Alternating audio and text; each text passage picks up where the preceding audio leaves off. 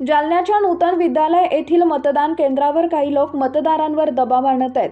काँग्रेस महाविकास आघाडीचे उमेदवार कैलास गोरंट्याल यांचा आरोप।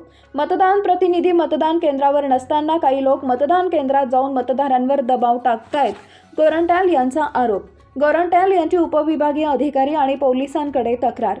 जालन्याच्या नूतन विद्यालय येथील मतदान केंद्रावर काही लोक मतदारांवर दबाव आणतायत असा आरोप काँग्रेस महाविकास आघाडीचे उमेदवार कैलास गोरंट्याल यांनी आज दिनांक 20 नोव्हेंबर रोजी दुपारी 3 वाजेच्या दरम्यान केलाय।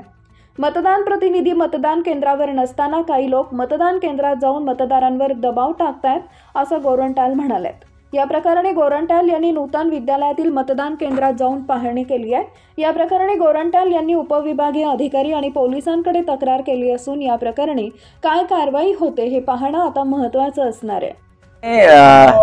मतदान प्रतिनिधी जे आहे व्हॅलिड त्यांनी आज झाला पाहिजे, पण मतदान प्रतिनिधी नसताना काही लोक आज जाऊन थोडा मीन्स थोडा प्रेशर आणू लागले। त्यासाठी आलेलो आहे मी। आता SDM यांना तक्रार केली, पोलिसला पण तक्रार केली की असा प्रकार इथे चालू आहे, तर ठीक आहे SDM पण प्रिकॉशन घेतात आणि इलेक्शन कमिशनर पण मी फोन करणार आहे असं आहे समजा।